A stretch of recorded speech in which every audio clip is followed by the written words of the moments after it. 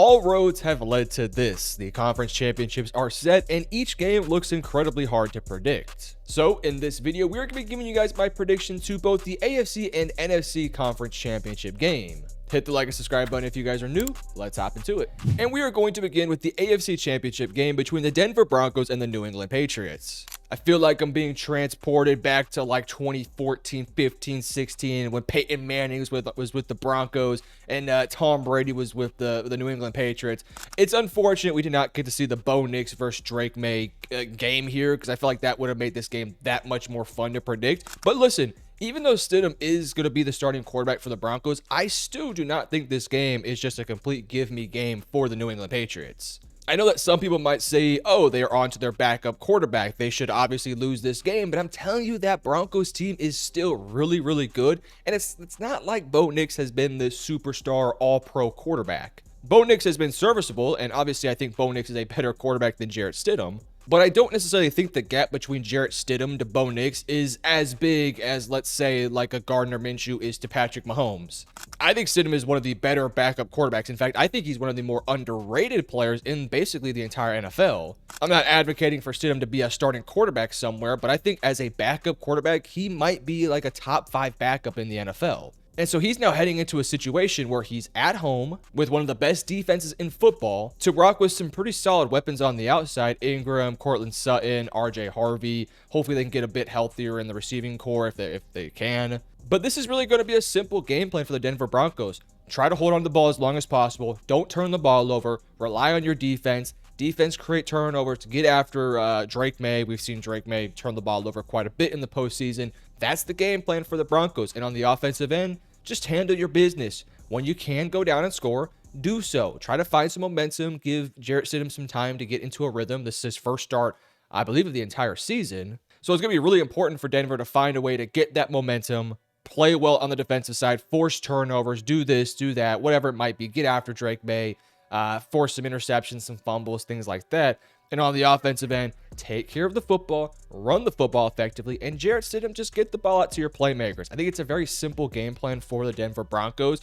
It's kind of the game plan we've seen from them for a lot of this season, even when Bo Nix was in there. Because again, Bo Nix is not the starting quarterback that I think can, do some Houdini magic like a Lamar or Josh Allen or Joe Burrow at times. Right? Those are quarterbacks where it's like the gameplay is just a little bit different, right? At that point, because you have superstar quarterbacks, you can let them kind of go out there and create for themselves. When it comes to Bo Nix and the Broncos side of things, really it's just stay within the structure of your offense, be a general point guard, and don't turn the ball over. And I think Jarrett Stidham can serve that role very well. Again, I'm not hating on Bo Nix. I think Bo Nix is a great quarterback. I think he's a really fun young prospect that could eventually get into like top 15 conversations. But for right now, for what he is this year and even last year, he's a point guard. He gets the ball out to his playmakers. He occasionally makes the splash play here and there, but he works within the system here. And that's exactly what they're going to do with Jarrett Stidham.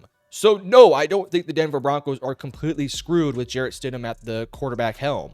If the Broncos were to win this game, then that would make the Super Bowl a lot harder for them to win because I think the Rams and the Seahawks have two great defenses that can really get after Stidham, but that's a conversation for another day, potentially. But with the Broncos having one of the best offensive lines in the entire NFL, maybe the best offensive line in the NFL, I think they can hold their own versus that New England defense and keep Jarrett Stidham upright and really slow down his, mental clock. I think that's one of the bigger things here. Stidham cannot have that fast clock. He cannot feel panicked in the pocket. He has to sit in there, make sharp reads. He's a veteran. He's been in the league for several years, so I'm expecting him to go out there cool, calm, and composed and make as many plays as he can, right? That's my expectations for Jarrett. So the Broncos side of things is very clear, but on the Patriots side of things, I also think the game plan is quite clear as well. Take care of the football, get after Jarrett Stidham, make him start to panic, and on the offensive end, I think the goal here is like 24 points and think you're pretty set to go. Like, I'm not expecting a 30-31 game here from the Denver Broncos. I think Denver at most is going to score like 24, 25, 26, maybe 28 at best. So if you are the New England Patriots,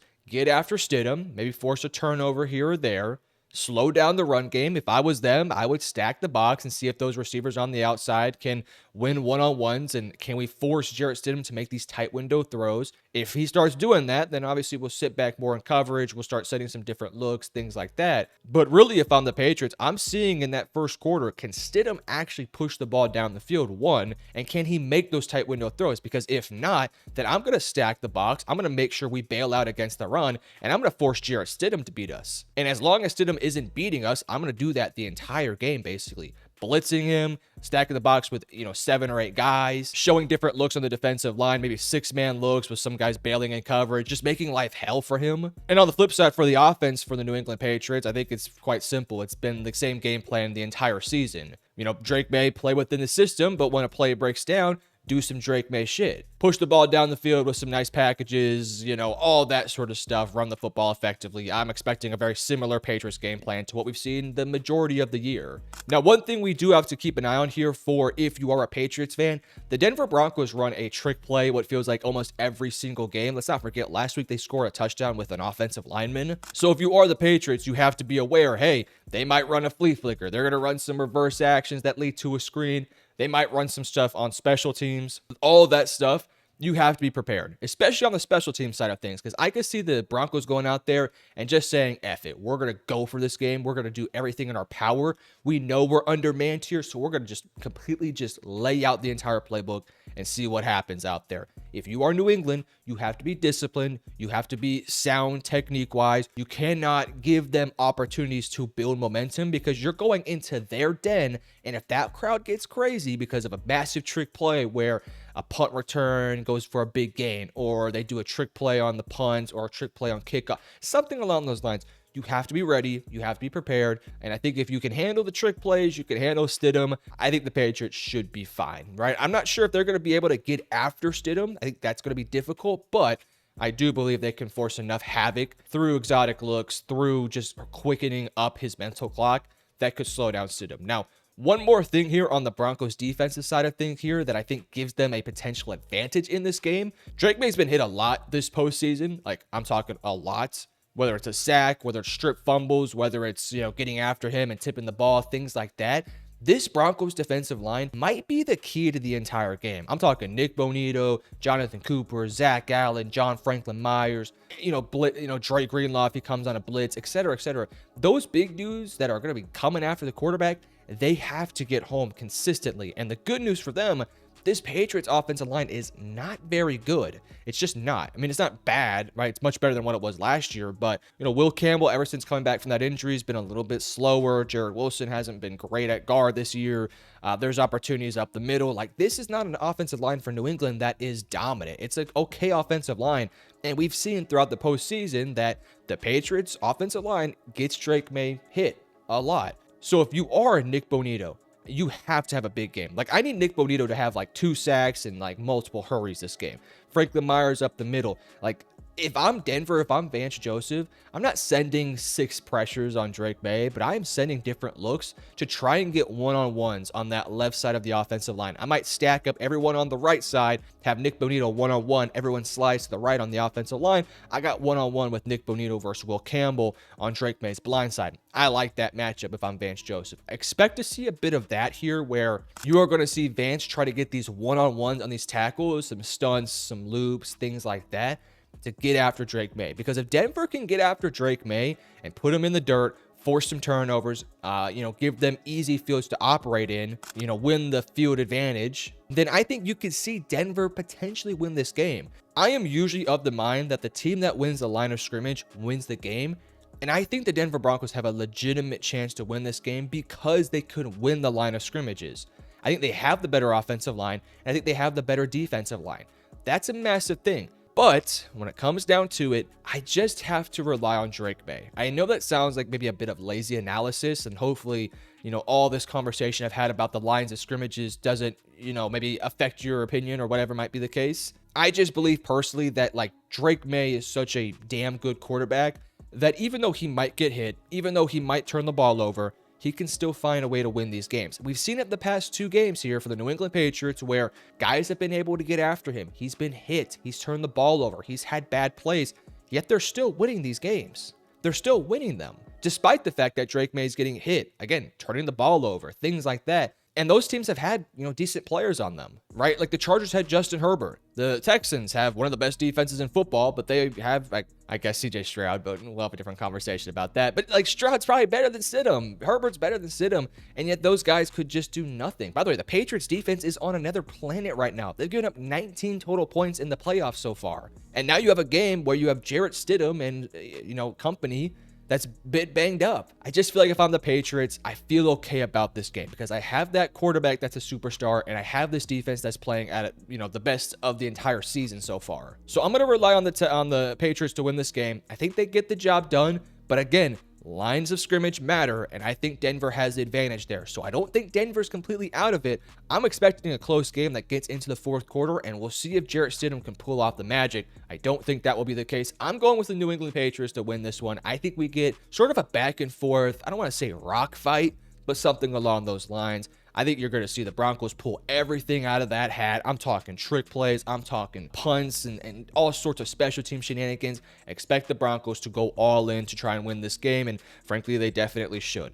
I'm going to go with the Patriots, though. I think the Patriots get the job done here. I'm going to say 24-20 in favor of the New England Patriots. All right, next up, we have the NFC Championship game between the Seattle Seahawks and the Los Angeles Rams. Good old part 3 here between the Los Angeles Rams and the Seattle Seahawks, man. 1-1 so far. Obviously, the first game we saw Sam Darnold look rattled, made multiple mistakes, some big turnovers. It was a kind of a good win for the Rams, but they didn't dominate that game, right? Final score-wise, I thought the Rams were much better than Seattle, but Seattle still had a chance in that game. Rams get the job done, though, and then we get that second matchup. Rams get up big. It's looking like, oh, shoot, the Seahawks are cooked. The Rams are going to win the division. They're going to be the number 1 seed in the NFC. And then what happens? Rashid Shaheed, big-time return. Rams offense sputters. They get really just stagnant and conservative and kind of scared, I feel like. And Seattle just kept pushing and pushing and going and going. And Sam Darnold balled out in that, I guess, third and a half to fourth quarter. So here we are, man. We have a 1-1 split. I think the Seahawks are playing better football right now. I think that's a pretty fair statement to say. But we've seen this game twice now. The Rams won the first one. The Rams almost won the second one before they let go of the rope. And then Seattle won that game. And ever since that game between Los Angeles and Seattle Part 2, the Seahawks have been the better football team the rest of the season heading into the postseason. And then last week we saw them put an ass kicking on San Francisco compared to Los Angeles, which has kind of had an up and down, stretch of games here where, let's be honest, they probably should have lost to Chicago. And let's also be honest, they could have lost to the Carolina Panthers. So this game's tough to predict because on one hand, in the 2 times we've seen these 2 teams play, I think Los Angeles has been probably the better football team, right? I think they've been better in their matchups, but it is a 1-1 split. Seattle got the job done in the second one somehow, some way. And we're now seeing the Seahawks team start to get better and better and better. And they kind of remind me a little bit of like Philadelphia 2024, where they can rely on their defense and the offense can run the football effectively. They're creative. Sam Darnold's in a flow. As long as Darnold doesn't kick them in the ass, then they're fine. And Seattle is starting to play their best football. So this is a tough one to predict. So my initial thoughts on this one is that, look, both these 2 teams know exactly what the other team is going to do. So I think it's really going to be about breaking tendencies in this game, right? Like Los Angeles knows what defense Mike Macdonald's going to run, and Mike Macdonald knows what offense the Rams are going to run. Same with the vice versa. Chris Shula knows what Clint Kubiak's going to run. Kubiak knows what Shula's going to run. It's such an interesting matchup. By the way, the names on that list there, Macdonald, McVay, Kubiak, Shula, I mean, those 2 coordinators are probably going to be head coaches, very soon. I think this is such an interesting game. This might be like the most fun game from a schematic standpoint. Like if you're a schematics nerd, I think this game's going to be freaking awesome. But breaking tendencies, I think, is going to be a big thing in this game, right? On 3rd and short, right? Let's say the Rams have a tendency to run the football on 3rd and short. Maybe they take a shot on 3rd down. I think it's going to be about breaking those tendencies, right? Things that the Rams have scouted over and over and over again. Seattle might need to say, hey, we know they know this. Let's change up the look this way to do something a little different, right? If you watch the Indiana versus Miami game in the college football playoffs, there was an interesting quote about that quarterback sneak play where Cignetti knew that Miami knew what was going to happen on that Fernando Mendoza, what would be a touchdown on the quarterback sneak. But Cignetti said they know that they knew what was happening, but he changed his tendency and he changed the blocking pattern of that play, and it led to a touchdown. So even though Miami knew the play, they changed the way it was blocked, and therefore it led to Mendoza scoring the touchdown. Breaking tendency. That's what's going to be a big thing in this one, right? If you're a Rams fan, keep an eye on that third down plays, the fourth down plays, even the first down plays, right? Especially if you're noticing patterns and trends throughout the season. Like, hey, maybe we like to run the ball on 1st and 10.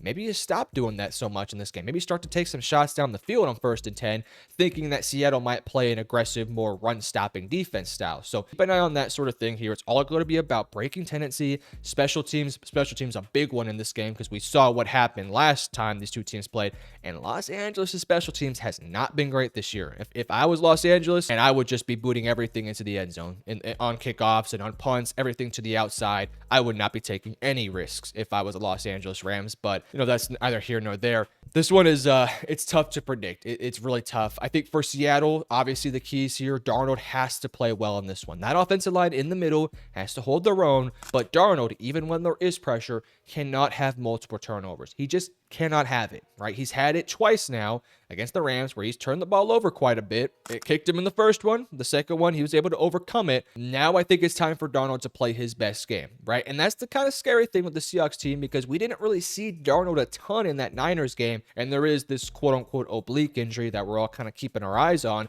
If that oblique injury is real, and if it really does limit him as a passer, which, by the way, it didn't look like it limited him in the Niners game. It didn't really do much, but in this game specifically, where you're going up against a fully healthy Los Angeles team, I do wonder if that oblique injury does come a little bit in play, because now you're going to have to start pushing the ball a bit more. Now you're going to have to start making more plays.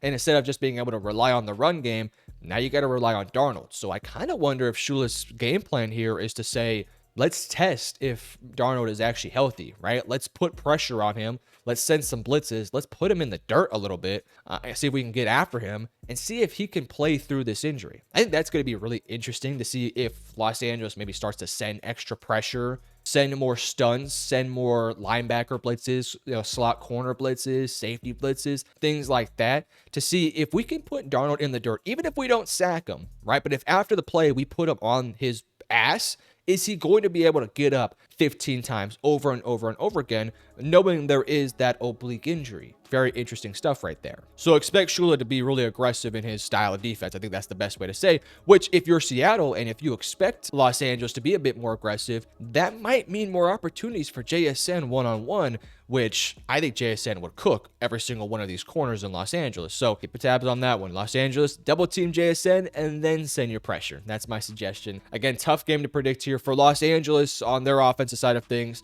I want to see Devontae Adams get going, get the ball to Puka, run the football with Kyron, take some shots downfield with Devontae Adams. Stafford has to take care of the football. He's got to get the ball out early, cannot afford to get conservative in this game. You handle your business in that way. I think Los Angeles offensively should be fine. I'm not expecting them to score 40 points or anything like that, but they've seen the Seahawks defense twice. They've seen the Seahawks defense with McDonald 4 times, so they should kind of know what to expect from this defense. Seattle's defense is one of the best in the leagues, though, and if they force some turnovers and this thing starts to go downhill, then I do think Seattle has a great chance to win this one. So prediction time. Who am I going to predict? I am going to predict the Seattle Seahawks to win this game. And here's why. I think Darnold is okay, right? I think Darnold should be fine. I do think Shula is going to send a ton of pressure at Darnold, put him in his ass, or put him in the dirt, go after that oblique, things like that. But I'm not too concerned about that. Really, if I am the Seahawks, I believe I could get one-on-one with JSN, and I love that matchup every single time.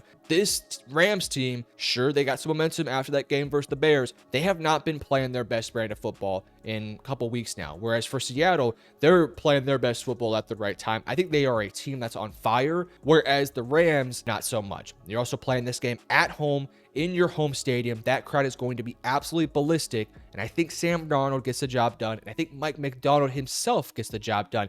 Breaking tendency, covering for Darnold's mistakes, covering for his errors, getting after Stafford, limiting Puka, Devontae. It's going to be difficult, but I do think the Seahawks have the personnel to get the job done. So I am predicting the Seahawks to win this game. I think we get a fun, maybe even overtime game here. I think this game is tight and close. That comes down to just who has the ball last, which means this game is close to 50-50. Give me the Seattle Seahawks to win this game. I'm going to say, let's go 27-26. Game-winning field goal. Seattle goes to the Super Bowl. But guys, flashback to 2015. In Super Bowl 49, where we have the Seattle Seahawks going up against the New England Patriots. We have revenge game. Give me part 2 in the Super Bowl. Obviously, the first game, like one of the craziest Super Bowls of all time, 28-24. Russell Wilson turnover on the goal line. My God, wouldn't that be such a story, man? This time, Drake May versus Sam Darnold. I mean, it ain't Tom Brady. It ain't Russell Wilson, but we'll see if Drake May and Darnold can become that for these teams. Awesome matchup here. Super Bowl is ready to roll. I'll be making my predictions video then. But you guys let me know in the comment section below. What is your Super Bowl matchup? Do you think I'm right? Seahawks, New England? Will it be Denver, Los Angeles? Patriots, Los Angeles? Los Angeles or Seattle, Denver?